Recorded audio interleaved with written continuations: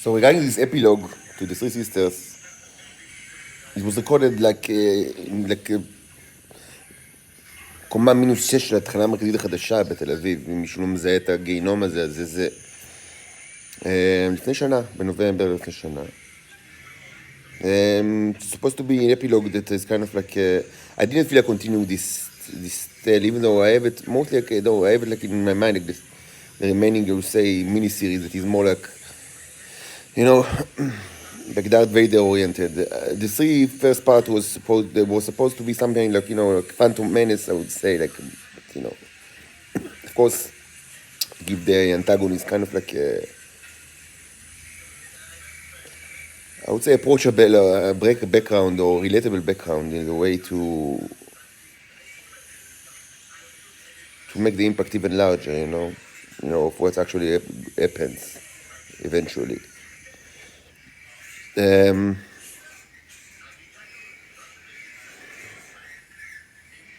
there is so much, like, you know, curiosity, I will just explain. First of all, mostly the entire layout of several stories like is deeply influenced by Isaiah 34. You know, it's a question of what is Edom, because Edom it's like a kingdom, you know, but it never suffered such a defeat, you know, such a wreckage. But maybe Edom is not kingdom of Edom, you know, with all these things, you know, even dragons and unicorns, presumably according to King James, the translation, like up to 11, you know, what's already like a disastrous נבואת חורבן, במקור בעברית כמובן. What's the unicorn? And I don't know. What's the dragon? Maybe the time bacteria, maybe kilometers of this thing. Maybe the Vikings, you know, 1 and 2 already find it. I don't know. I mean, so many conspiracies with space exploration. Ask the Americans. I mean, you know, the chief scientist of the Viking missions, I mean, he died not long ago, actually, and he was always adamant that there is life on Mars, and as proven by the Viking missions. He was like the main scientist from NASA, not like esoteric character.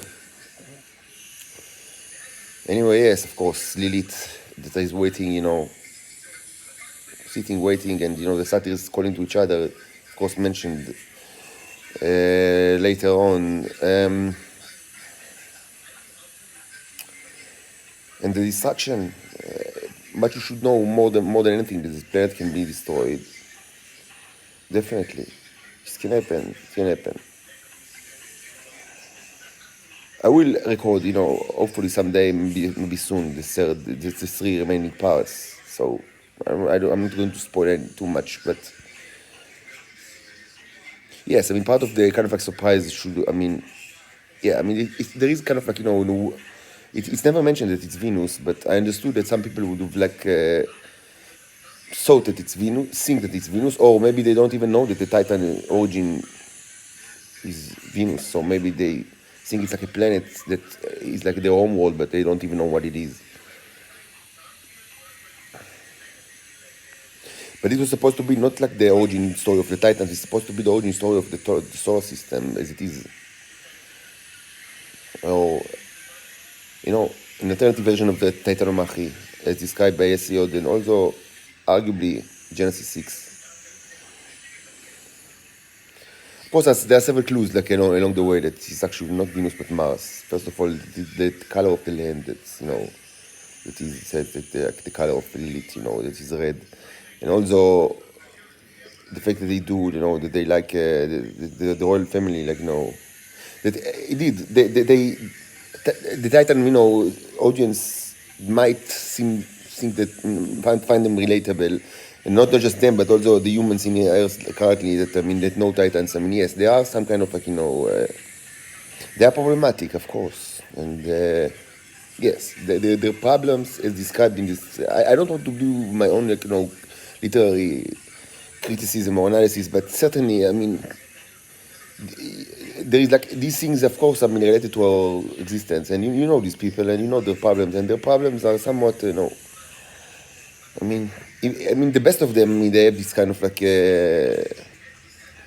attitude, like of that of the royal family, like that they're going to live forever, and they don't. Never mind. I mean, what? whoever you are, I mean, you can find, the comparison, the non or reject it by yourself.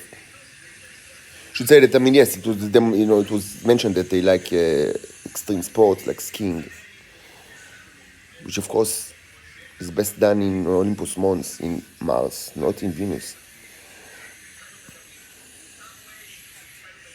And also it mentioned that yes, that for example, obviously the day is similar to that of the Earth, the length of the day.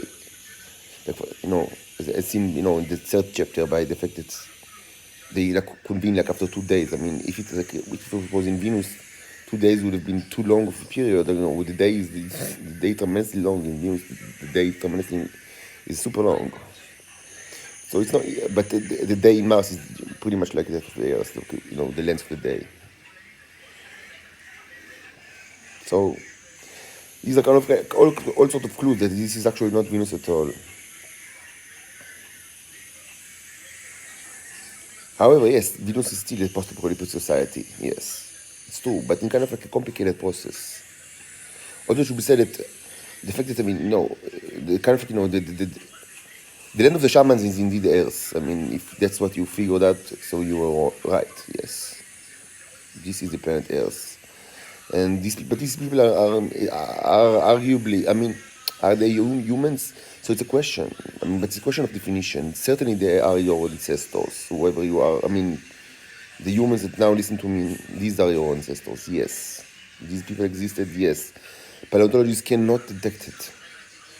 They don't have any way to detect these creatures because the reliance on fossil records, and it's hugely problematic. Like, if you take me, again, I've said this many times. I mean, if I'm going to Nahal Hammud now, maybe a friend that is a Titan that looks pretty much like me, and another friend that is Homo sapiens that looks pretty much like me, and such people exist. I mean, it's not like science fiction. And the three of us go to Nahal Hammud. I mentioned Nahal Hammud because actually, twice I've actually hiked in Nahal Hammud. It's a famous place in Israel, like, natural place. And actually, so I've been there with my friends, Shay Maoz, Gil Osher, Tal Levon, and also later with Hila Segren, another friend. And also, it's known for its fossils, like, there's Amud Shalosh, כל מיני כאלה, the largest skull ever found on Earth is actually Amud Shalosh, I think from Nahal Hammud. The largest human skull ever found, like a huge skull, like, it was like the brain, like, like 1800 milliliters, something like that, like unheard of, like it was actually found there. So that's why I like Nahal Hammud as a kind of an example. So let's say the three of us go to Nahal Hammud and, we enter a cave and eat lunch, and the cave collapses on us and nobody found us, ever. I mean, after 200,000 years or 300,000 years, paleontologists of your type, I mean, of human type of right now, 21st century, they excavate the cave and they find three fossils. So the question is, like, what will be the difference between the three? The answer is that there will be absolutely no difference between the three fossils. But these are three different species. These are three different species. And this question is not just true to humanoids, it's also true to many other animals. For example, the Full Metal Jacket, a wasp that I created, not just one, using the Neos, the TT. Actual wasp, a huge one. We had several specimens, and we also have autopsy of this thing. Of course, everything is in the channel. And this wasp is, you cannot cut it with a Japanese knife. It's so strong and so heavy. And it's a wasp, it's flying, and it's there are several videos of this thing, both alive and then autopsy. And several specimens, all in this channel. So this thing, if it's fossilized, I mean, it looks just like, it's not just like, but almost exactly like, the Australian, potter wasp, or, the mad dauber wasp from Australia, the Australian variation. They look pretty much like that. But of course, it's not the same thing. It's something completely different. So, I mean, paleontology, the way that you do it is greatly problematic. You have all sorts of, assumptions that are just not true regarding the biochemistry of life and regarding, what you can learn from fossils. Anyway, yes, these people were your ancestors, and the fact that Absalom gets kind of the prediction that he will live up to 2 times the normal length of, so it will be like, so, and David tells him, what do you want? You have 400 years before you. It's not like a טעות סופר, אוקיי? אני יודע מה האורך חיים הממוצע של בני אדם, הוא לא 200 שנה בימינו ולא בשום היסטוריה זכורה לבני אדם, אבל הוא כן היה פעם ככה. פעם זה היה, בני אדם ציפו לחיות 200 שנה. They were not a technological civilization, but they had very, very long, lifespan. And you know that it's possible to be non-technological civilization with very long lifespan because the Venusians actually have, they are also non-technological civilization. The Venusians of our time, the Titans, but in their lifespan is even longer than 200. Like they can live to 600, 700, I don't know exactly how long, but they can live much more than 200 years. And of course, all that is related to the T. Both societies, that are depicted in the Three Sisters fairy tale. By the way, who are the three sisters? So the three sisters are the daughters of the sun.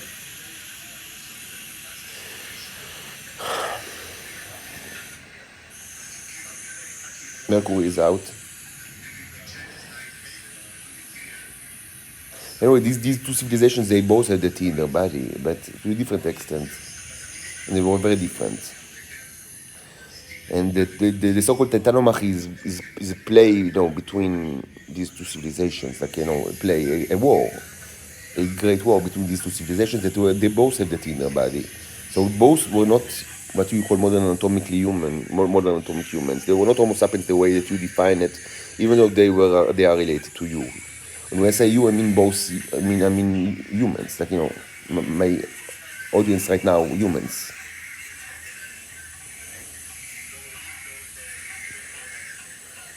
Okay, so that will be all for now. I hope at some point to continue with the story, because even though we kind of spoiled it, with the epilogue, still there is much to say about how things deteriorated. Even though yes, the first 3 chapters kind of set the stage for something that, of course, following the Bible, Book of Samuel or Kings, in the Christian titling.